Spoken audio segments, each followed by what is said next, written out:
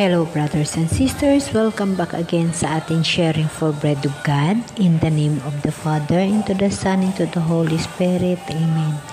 Lord, thank you so much for all the blessings at sa mga bagay na iyong ginagawa sa buhay ko.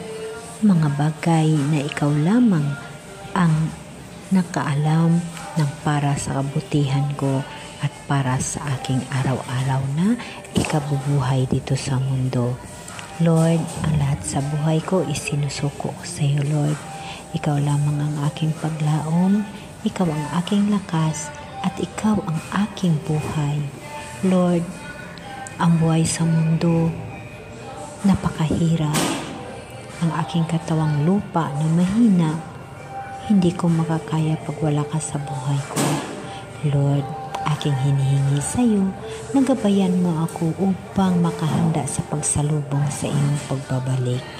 Lord, gusto kong makasama kita at gusto kong makikita ka, Lord.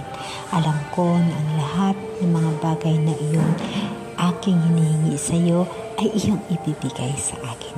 At akin yan, Panginoon ko, paghahandaan upang makasalubong ako sa iyo. Lord, maraming salamat sa mga bagay, lahat-lahat na ipinagkaloob mo sa akin. Mama Mary, maraming salamat. Mama Mary, gabayan mo ako, tulungan mo ako sa buhay ko kasama ang mga anak ko dito sa mundong ito. Lalong-lalo na ang natitira kong buhay, ipanalangin mo ako sa iyong anak ng bugtong na si Jesus Christ na yun ang aking Panginoon, yun ang aking Diyos at ang aking tagapagligtas. Lord, maraming salamat. Maraming salamat, Lord, sa mga trials na dumating sa buhay ko na ikaw hindi mo ako, Lord, pinababayaan mula noon hanggang ngayon. Maraming salamat, Lord. Lord, aking dinadalangin sa iyo na pagalingin mo ako ng lubos at bigyan mo ako ng lakas sa pagbasa ng mga kasulatan upang lubos kong maunawaan at ma-share, maibahagi ko sa aking kapwa ang mga bagay na aking naunawaan ayon sa iyong kagustuhan. Maraming salamat, Lord. Brothers and sisters, ang buhay natin sa mundo napakahirap. Ngunit pag nandyan ang mahal na Diyos sa buhay natin, lahat ay malalagpasan natin. Yun ang sinasabi, brothers and sisters, na kailangan mapagtagumpayan natin ang buhay dito sa mundo at magpakatibay tayo.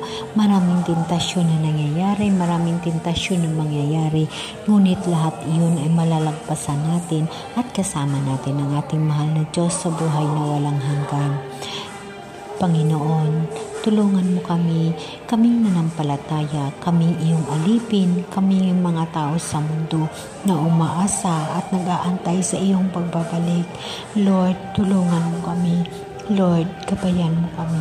Lord, tulungan mo ako, gabayan mo ako sa aking mga pangarap na makahanda sa buhay na walang hanggan upang makasama mo, Lord, sa iyong bagong Jerusalem, bagong kaharian na inihanda para sa amin iyong mga nanampalataya.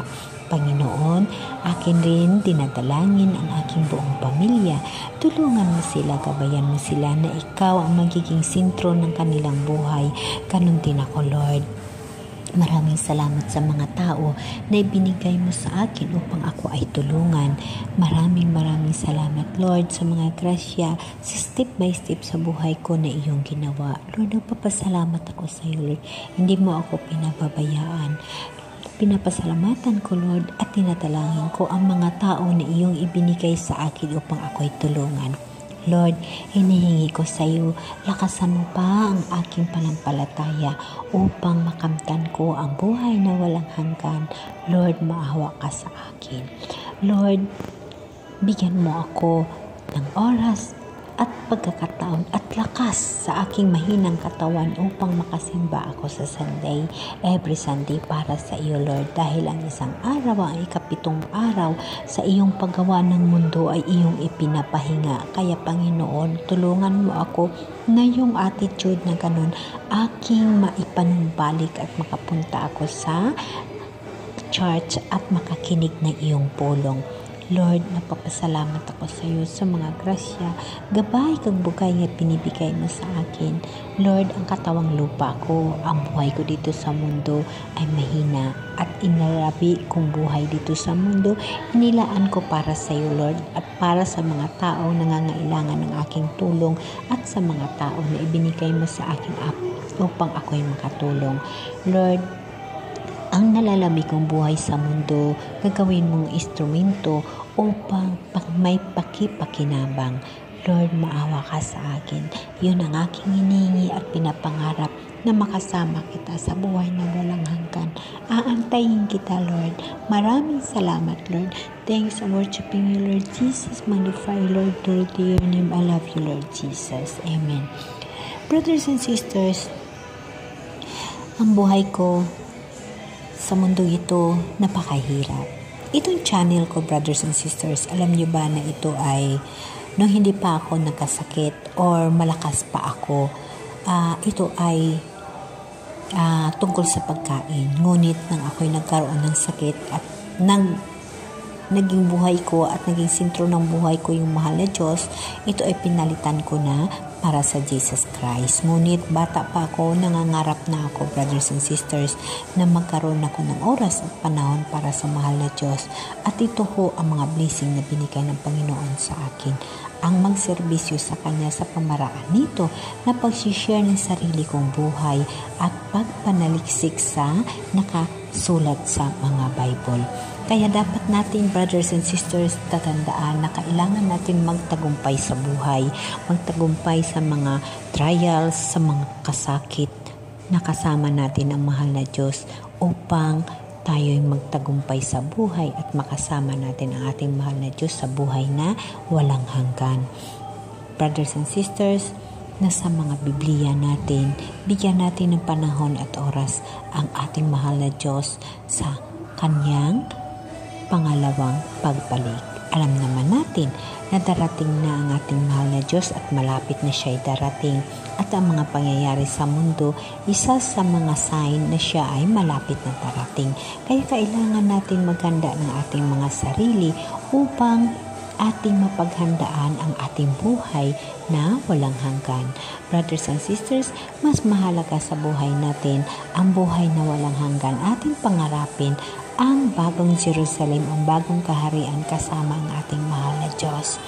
Lord, hinihingi ko sa iyo, tulungan mo ako, Lord. Bigyan mo ako ng pagkakataon upang makapraising, magkaroon ng kaligayahan kasama ka na ikaw, Lord, ang aking kaligayahan. Alam mo yun, Lord, na masaya ako nakasama ka lagi sa buhay ko. Maraming salamat, Lord. Thanks for worshiping you, Lord Jesus. Magnify, Lord, again. Sa pamaraan na ito, brothers and sisters, akin ma-share sa inyo ang aking damdamin na kasama ko ang mahal na Diyos sa buhay. Ako ay lumalaban sa aking sakit, ngunit yan lahat ay ang mahal na Diyos ang nagagabay sa akin upang labanan ang kung ano mang may sakit mayroon ako. At step by step sa buhay ko, lahat ipinaparamdam ng mahal na Diyos ang kanyang pagmamahal sa akin.